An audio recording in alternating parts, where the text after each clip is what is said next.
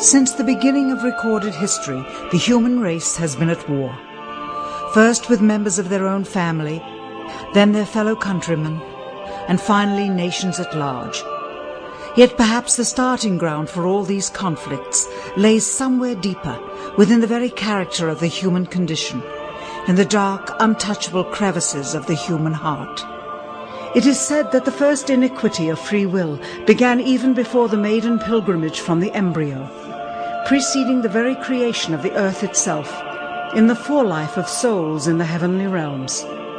The dawn of warfare, some believe, was initiated by a fallen angel, whose trespass against God was pride. In ancient Babylonia, in an age so long ago that the exact millennium remains in question, the Tower of Babel began construction. It was to be the single greatest achievement of the human race. A tower so tall that its summit would reach the heavens, and by it prove to the world that their race was superior. It would be God's irony that it would never be finished. Time passed, nations fell, a machine age emerged, and once again the ingenuity of the species which held dominion over all others unveiled what was at the time the most monumental accomplishment ever imagined, the largest machine yet constructed, an automation so mammoth and so revered even before its first demonstration that its only befitting name was Titanic. On April 10th, 1912, it set sail. It was boasted to be the ship that God himself could not sink. It would be God's irony that the very element that was meant to keep it afloat would cause it to sink. Water, frozen water, in the form of an iceberg. Not even one voyage did it complete. And then the next age embarked into the annals of human history, perhaps the last age, the space age. Competition for victor was unparalleled. Powerful nations spent billions in unabashed rivalry to outdo the other. The Soviet Union launched the first orbiting satellite, the first animal, the first man. They had logged 500% more hours in space than the United States. And in June of 1969, they launched an unmanned probe to the moon to retrieve the first soil sample from another world, just 1 month before Apollo 11. That's how close the race was. Had their unmanned probe not crash-landed into the lunar surface, the first moon rock brought back to Earth would have been by the Soviet Union. Richard Nixon, president at the time, had this to say about the latest work of the human hand. It is the greatest week since creation, the greatest event since the laying of the foundation of the seas, since the origin of the universe itself, since the design and formation of the delicate human eye through which all these things are perceived, was a flying machine with its 2 passengers landing on its closest celestial neighbor and returning from where it came. Perhaps again God's irony lies somewhere within this great boast of humankind. The building of the tallest tower for the sole purpose of standing out among the races was never finished. The machine that was so great that it was said to be untouchable by even God never completed its first voyage. And finally, the crowning achievement of humankind, the greatest boast of the species, the event in human history most associated with pride in our own accomplishments, landing on the moon. 20 years later, and years behind schedule, the same space program couldn't put into Earth orbit a telescope with a lens that focused. And yet 2 decades earlier, a mission 100 times more complicated worked on its first occasion. With close scrutiny of the motives of the zealous Nixon administration, a critical examination of the entirely government-controlled press coverage, and newly discovered footage of the crew of Apollo 11 staging part of their mission, we wish to detail what may come to be the greatest government conspiracy of all time. A funny thing happened on the way to the moon.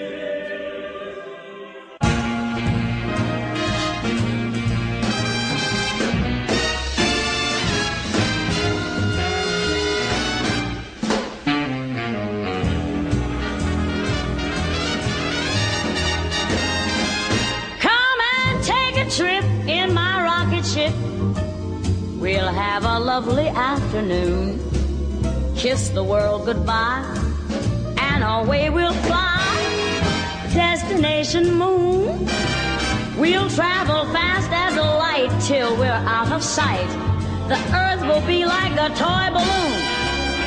What a thrill you'll get riding on my jet. A destination moon. We'll go up, up, up, up. Straight to the moon we two. High in the starry blue. I'll be out of this world with you. So away we'll steal in my space mobile, a supersonic, a honeymoon. Leave your cares below, pull the switch, let's go. A destination moon.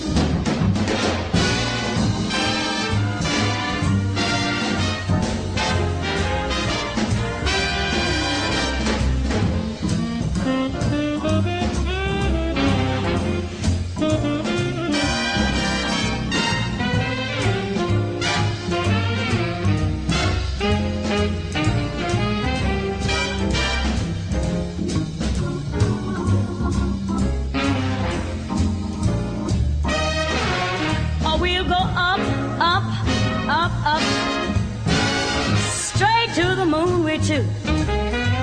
We'll be high in the starry blue. I'll be out of this world with you.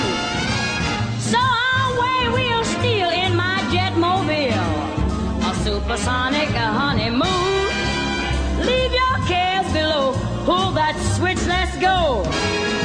Destination. We're flying high up in the sky. Destination moon.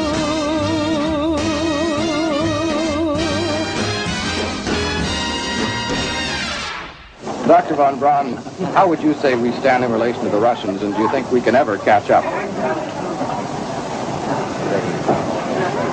I'm convinced that in the space field, the Russians are ahead of us, particularly in large weightlifting capability. And that at the moment, the problem is not so much to catch up, but first build up the working speed that they have already demonstrated.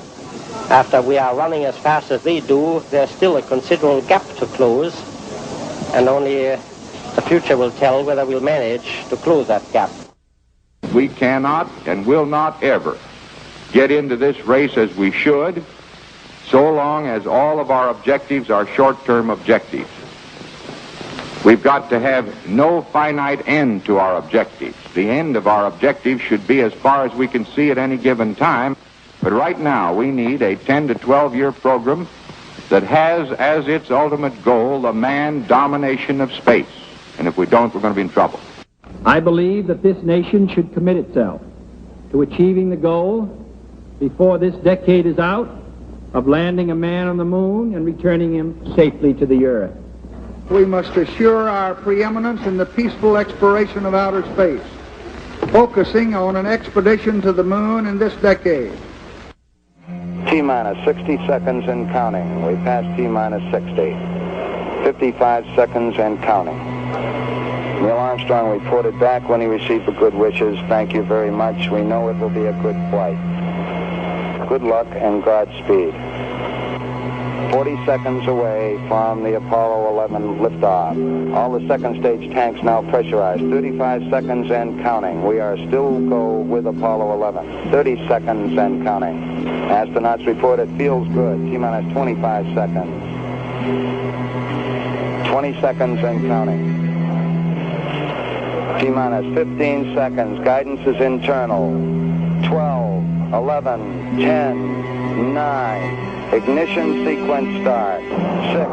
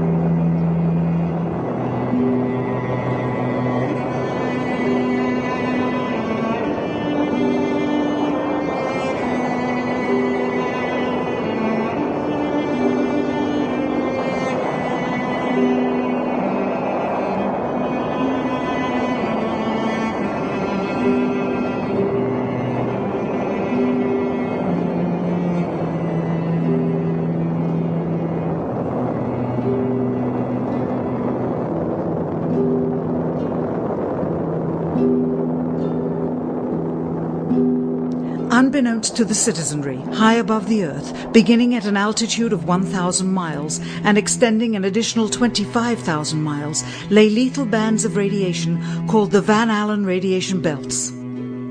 Every space mission in history with humans on board, from both the United States and Soviet Union, from the first in 1961 to the present, has been well below this deadly radiation field. Mercury, Gemini, Soyuz, Skylab, the Space Shuttle, all maintained altitudes well below 1,000 miles. All except Apollo. The more experienced Soviets spent 100 hours in space for every 20 hours of the US. In order to survive the hour-and-a-half journey through this radiation field necessary to reach the moon and return, solid lead shielding between the astronauts and the exposure outside would be required. The mammoth Saturn V rocket used by Apollo was already 35 stories tall and weighed as much as a battleship. To add additional tonnage in the form of a lead barrier completely surrounding the crew members would have made it impossible for the vehicle to get off the ground. That is why the Soviets, though more advanced, only sent an unmanned probe to the moon. The Apollo spacecraft's narrowest shielding was less than 1/8 of an inch of light aluminum. In 1998, the Space Shuttle flew to an altitude of 350 miles, one of its highest altitudes ever, hundreds of miles below the beginning of a field of radiation that was so severe that the astronauts inside of their shielded spacecraft and inside of their shielded spacesuits saw flashes of light with their eyes shut that they described as shooting stars, due to radiation penetrating first the shuttle's shielding, then their spacesuit shielding, then their skulls, and finally the retinas of their closed eyes. As a result, CNN issued the following report noting NASA's unpredicted surprise. The radiation belt surrounding Earth may be more dangerous for spacewalking astronauts than previously believed. Scientists say the phenomena known as the Van Allen belts can spawn killer electrons when the Earth's magnetic field changes. These electrons that are being studied could have an important effect not only on satellites, which has happened in the past, but could also affect the astronauts by creating large doses of radiation that could influence their health. The electrons can penetrate through various materials, including spacesuits, and can pass through, in fact, the walls of the space station, and can create high charges deep inside of these objects. President Kennedy, a man of political, not scientific background, set the irrevocable goal of landing a man on the moon by the end of the 1960s, just days after America's first astronaut had spent a mere 16 minutes in space, not even achieving a single orbit around the Earth. We choose to go to the moon in this decade and do the other things, not because they are easy, but because they are hard. We take an additional risk by making it in full view of the world. But as shown by the feat of astronaut Shepard, this very risk enhances our stature when we are successful. The technology necessary to launch the massive Saturn V rocket and an intercontinental ballistic missile is 95% similar. When the Soviet Union launched mankind's first satellite, Sputnik, in 1957, there was grave concern that they had mastered space ahead of the United States and might use this advantage to launch a first nuclear strike from an orbit high above North America. When they also put the first animal in space, then the first man in space, then achieved the first spacewalk, the first crew of 3, and the first ever of 2 simultaneously orbiting spacecrafts, concern turned to fear and then horror as America watched their communist enemy achieve all these firsts with no hope in sight of ever catching up. President, a member of Congress said today that he was tired of seeing the United States second to Russia in the space field. I suppose he speaks for a lot of others. What is the prospect that we will catch up with Russia and perhaps surpass Russia in this field? However tired anybody may be, and no one is more tired than I am, it is a fact that it's going to take some time, and I think we have to recognize it. They secured these large boosters which have led to their being first in Sputnik and led to their first putting their man in space. We are, I hope, going to be able to carry out our efforts with due regard to the problem of the life of the man involved this year. But we are behind. If it was impossible to better the Soviets in the space race, which was really a race of technological armaments, what could be done? How could America offset the threat of superior weaponry? Throughout the history of rivalry and war, astute generals of lesser armies than their counterparts have used deceit and misinformation as a method to achieve victory. In World War II, for example, columns of inflatable tanks were placed at locations afar from Normandy to draw German forces away from the real location of invasion. The Star Wars missile defense program rigged tests to make it seem more advanced than it really was. That's the conclusion of the General Accounting Office. The aim was to fool the Soviet Union about US military readiness during the Cold War.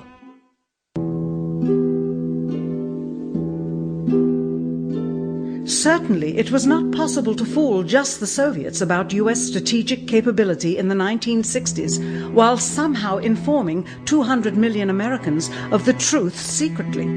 In order for them to believe the United States had the capability to go to the moon, everyone would have to believe it. Furthermore, the pride of a nation was at stake, and the goal of a martyr, not to mention the growing unrest domestically of a government throwing tens of thousands of lives away in a foreign war riddled with contradiction and ambiguity. In addition, the Apollo program had already spent billions of dollars. If it failed to achieve its goal with such an investment, it would indeed be a large and bitter pill for the taxpayers to swallow. The cost of the program, whose sole goal was to be the first to plant a flag on the lifeless rock just outside the Earth, if adjusted for inflation to the 21st century, was $135 billion. With a profit margin of just 7%, this would be equal to over $9 billion profit going to the privileged contractors chosen by their friends at NASA. If the machinery was in fact only achieving Earth orbit, as other earlier missions had already done, then the completion and functionality of the other components would not have been as important, and even more profit would have been made. $135 billion could feed 2 million people for their entire lives. It could also buy 2 million two-bedroom houses. Yet how could such an undertaking be kept secret, and for such a long time? To the latter, one needs only to remember that an unsolved riddle 6 years older, the assassination of President Kennedy, still daunts the minds of the vast majority of Americans. As a parent of a conspiracy, as his assassin being assassinated himself, the truth of the matter has still escaped history. In keeping a secret of the magnitude of the Apollo missions being fraudulently created, one turns to the Manhattan Project for comparison. Surreptitiously building the first nuclear bomb during the early to mid-1940s involved 129,500 people over a 3-year period. Yet the secret did not get out. A quarter century later, the art and technology of espionage inevitably improved, narrowing dramatically the number of players in the know of a large clandestine operation. Just 1 year before the first mission to the moon, NASA launched the Tetra satellite, specifically designed to simulate flight data coming from the moon, so that the ground crews could rehearse the landing, much as the astronauts did in their own simulations. Had it not supposedly fallen back to Earth, all that would have been needed during the actual flight would be a repeat of one of these computer programs, with a few original variations, transmitted to the satellite for rebroadcast to Houston. Scores of computers and their deceived operators on the ground would then receive prearranged information, including the alleged location, altitude and fuel consumption of the spacecraft, as if it were descending to the moon's surface. If the Soviets tried to find the actual location of an Apollo crew in the hundreds of thousands of miles surrounding the Earth and the moon, it would be tantamount to trying to find a rowboat in the Atlantic Ocean. The fact that the Apollo program was so departmentalized, with various construction and test sites around the country, meant that only a few people saw the whole picture. And for the first time ever, there was no independent press coverage of such an historical event. Whatever pictures and sound were distributed to the public were strictly controlled and previewed by the federal government. They were then disseminated unchecked until this hour. For who would realize that the unthinkable was not only possible, but absolutely true?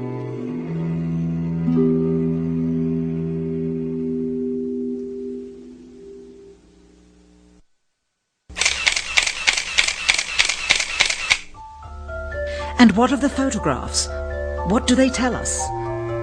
On 3 separate occasions, our office asked NASA's Public Relations Department for every single picture of an astronaut on the surface of the Moon, just during the maiden voyage of Apollo 11. Many duplicates were sent. In all, fewer than 20 pictures were found, including first-hand investigation on site at the agency's vaulted archives. Quite surprising, considering the historical significance of the event. These very photographs are the same ones circulated year after year on anniversary commemorations. It is estimated that in just the first 60 minutes on the Moon, motivated by the tenuous nature of the circumstances, many more exposures could have been expediently taken. Also surprising is the scarcity of photographs of the mission's chief pioneer, Neil Armstrong. The greatest achievement in human history, and of the man whose first step echoed around the world, dawning a new age of scientific enlightenment, there is only one full-body picture of him on the Moon, besides this ghostly reflection. This one, taken by an automatic camera mounted on the side of the lunar module. Perhaps he feared liability should the whole conundrum later become unraveled. Perhaps he has forgotten that he attested to the authenticity of the event with his signature on this plaque engraved by the federal government. In fact, in the more than 30 years since the event, aside from NASA's initial press conference and the occasional brief anniversary remarks where few questions were permitted, he has never given one on-camera interview to anyone, ever. From an analytical standpoint, photographic anomalies have to be sought out with an understanding of lighting and shadows. The most straightforward is simple. When objects are lit solely by the sun, as all the scenes on the Moon were said to be, after all, lighting equipment was not only impractical, it was unnecessary in bright sunlight, then all shadows, regardless of the landscape, will run parallel with one another and never intersect, as shown by this example. In these seldom-seen photographs, obtained from a rarely used auxiliary NASA archival site, it is clear that these scenes were lit with artificial light. These shadows, which are cast at different angles, are evidence that a second light source is being used. In addition, the sun would not cause an isolated hotspot like this, only an artificial light would. Again, intersecting shadows and another hotspot. And again. And again. It is simply impossible for this picture to have been taken with sunlight on the Moon. Here, the shadows are shown to be as black as pitch. And yet here, completely in a shadow, the astronaut is lit up like a Christmas tree. How can this be? Or this, on the shadow side of the lunar module. In this magnification of an Apollo photograph, a rock, very likely a papier-mâché prop because of the crease here, is categorized with the letter C. In later releases of the same picture, the letter is gone, probably airbrushed out. Here a crosshair, which was burned directly into the image from the film plate, and thus should always appear on top of the objects in the photograph, appears behind the object in this scene, clearly revealing a composite of 2 pictures into one. Someone apparently forgot to create a burn crater underneath the lunar module's 10,000-pound thrust engine, despite the fact that during ground tests there was a real concern for the vehicle falling into the hole the engine created as it descended. Here is a Norman Rockwell depiction drawn just 2 years earlier based on the latest specifications and scientific data. In these enlargements, it looks as though the lunar module was simply placed there, not even one speck of moon dust on the landing pod. As a result, all subsequent flights had to have the same discrepancy, which was explained away by the effect of no atmosphere. And what about stars? On the moon, with no atmosphere, they must have been quite a sight to behold. Yet there is seldom any mention of them, if ever, by any of the astronauts on any of the missions. Undoubtedly, creating a mural with all the constellations properly placed in the sky would have been virtually impossible to create accurately, much less realistically. A competent amateur astronomer would have been able to call attention to the slightest error in measurement. The answer? Not to talk about the stars. Ever. In their post-flight press conference, it was the only question to which Neil Armstrong responded with an absence of memory. When you looked up at the sky, could you actually see the stars and the solar corona in spite of the glare? We were never able to see stars from the lunar surface or on the daylight side of the moon by eye without looking through the optics. I don't recall during the period of time that we were photographing the solar corona what stars we could see. I don't remember seeing any. Years later, though, Michael Collins would remember seeing the elusive stars and wrote about them in Expeditions to the Moon. It seems his memory improved the older he got. Why don't stars appear in any of the photographs? Simply because the proper, mostly closed exposure setting for the camera's iris, set that way to compensate for the bright sunlight on the moon's surface, completely diminished the faintness of relatively distant specks of diminutive light. This answer is true. It does not, however, explain why they never took any pictures of the stars by themselves, with an exposure setting perfect for them. While they took 3 automobiles to the moon, they never took a photographic telescope. Had they done so, they would have been able to see farther into the universe than had ever before been realized. If they had taken a telescope and were not actually on the moon, they would have had to concoct undiscovered galaxies that might one day prove to be non-existent. The cost of the 3 moon rovers in 21st century currency? Nearly $60 million each, though they had fewer parts than a Jeep. Where was all this money going? Then there's the flag, blowing in the wind, at least twice, on the atmosphereless moon. We can only guess that most of the missions were staged inside for fear of possible aerial or satellite reconnaissance from an unfriendly nation. The backpacks, designed for 1/6 gravity, must have had the cooling systems removed to allow for movement without falling over. With very near and hot studio lighting, that left one hot astronaut inside. Assuming that it was the astronauts inside after all, their faces were always covered. The necessary mammoth amounts of air conditioning were probably responsible for the air current. Here the editor cuts to a still shot of the flag, just as the effect becomes noticeable. Here it is unchecked. This rare clip, attained decades ago, was never re-released with the inevitable increase in experience and scrutiny. To demonstrate 1/6 gravity, a bouncy, floaty feel to the astronauts' movements would be similarly achieved with relative simplicity. Slow motion. You are viewing the scenes as they aired more than 30 years ago. Now let's look at them with the speed doubled. It becomes discernible that they are, in fact, in Earth's gravity, and are no more leaving the ground than they would on Earth. It is clear from these rarely seen colour television pictures that the crew of Apollo 11 brought a high-resolution colour video camera with them on their mission, yet the only pictures broadcast live from the moon's surface were these from a low-definition black and white camera. In fact, the networks complained because in addition to this, they were forced to shoot the images, second generation, off of a projection TV of the technology of 30 years ago, and were not even allowed to take a direct feed, which further degraded the quality and clarity of the images. Perhaps this was precisely what NASA and the federal government had in mind. After all, it was a first, regardless of where they were. Better to open up their debut mission with fuzzy pictures and numerous blackouts, rather than show too much revealing detail of a false scene that was yet unproven. And finally, the element that seals their fate. Of all the footage of Apollo 11 requested from NASA over a 5-year period, one gem was discovered just before the completion of this documentary.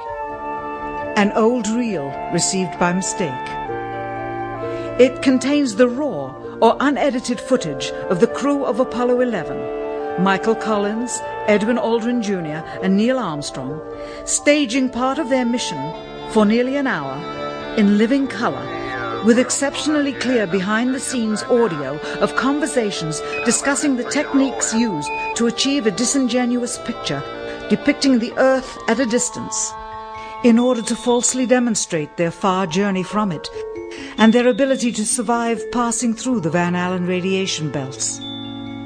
It cannot be misconstrued that this staging was done for some other reason prior to the mission, for the reel itself is slated and dated July 18th, 19th and 20th, 1969, the very days of the mission when they were said to be approaching and achieving lunar orbit.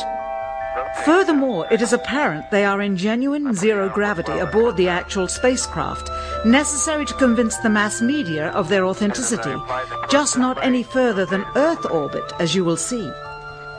In this never-before-seen or heard footage, not only is the radio conversation between the astronauts and Houston Control audible, there is a secondary, private conversation taking place between the crew and a third confidential party, prompting the astronauts with what to say, when to speak, and how to effectively manipulate the camera to achieve the desired misleading effect.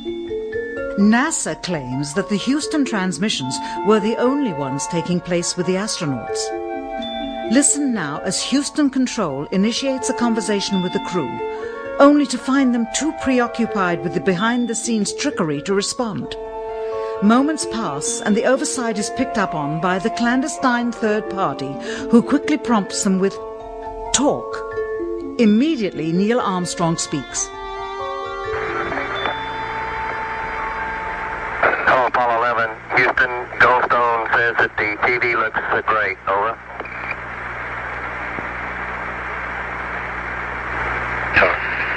Okay, Roger, we're coming in on Earth. Again, the illusion they are attempting to create is the Earth at a distance to demonstrate their far journey from it and their ability to survive passing through the Van Allen radiation belts. Understand, too, that only about 20 seconds of this raw footage was ever broadcast to the public, and these conversations discussing their deception were believed to be private. Until now. Here they discuss that these television transmissions were in fact not broadcast live as everyone believed. They were first screened and edited for playback later. Roger, Neil, we just wanted a narrative such that we can, when we get to playback, we can sort of correlate what we were seeing. Thank you very much. Here they discuss the fact that they have turned out the lights and have blocked out sunlight from entering the spacecraft through the other windows, as to not cause any reflected light to fall onto the spacecraft's wall in the foreground. Okay, very good. Well, we shut out the sun coming in some of the other windows into the spacecraft, so it's looking through the number one window, and there isn't any reflected light. The reason this was done is so that the truth of the matter would not be revealed. It is this. Though the federal government would have you believe that this is a view of Earth from a distance out of the spacecraft's window as it nears the moon, it is not. What they have ingeniously done is placed the camera at the back of the spacecraft and centered the lens on a circular window in the foreground, outside of which it is completely filled with the Earth in low orbit.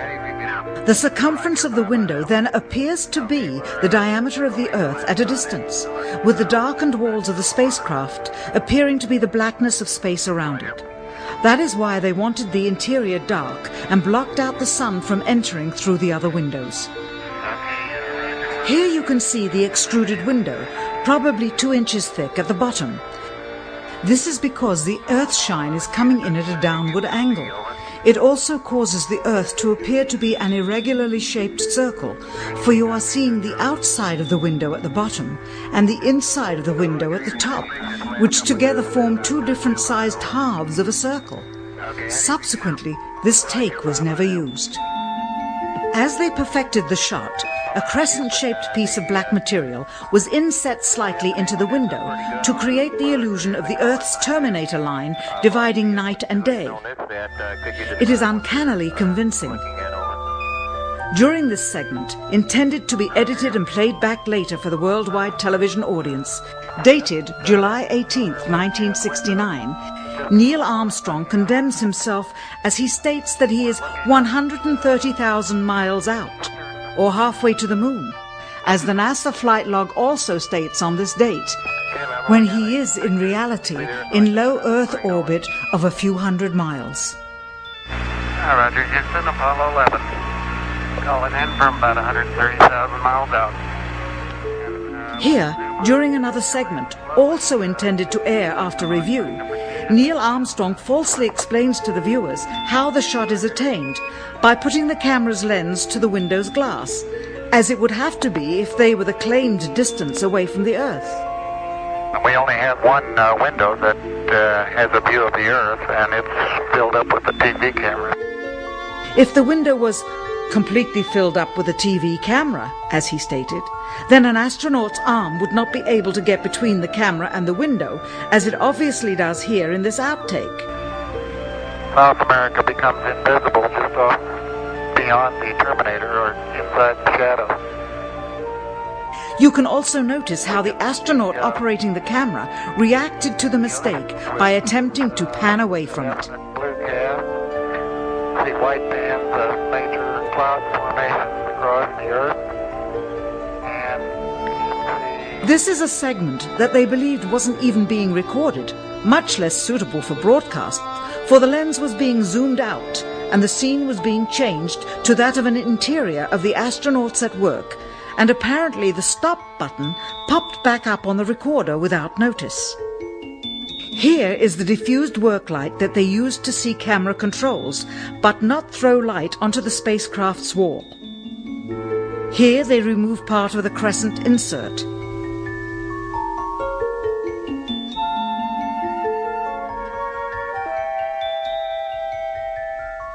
Finally, the iris is opened up and you can see the real location of the camera and the very bright and near Earth out the window. Here is the slate for the 19th of July, and the same shot of trickery on the 19th of July, and then the 20th, and the same misleading shot on the 20th. Later that evening, they were said to be walking on the moon.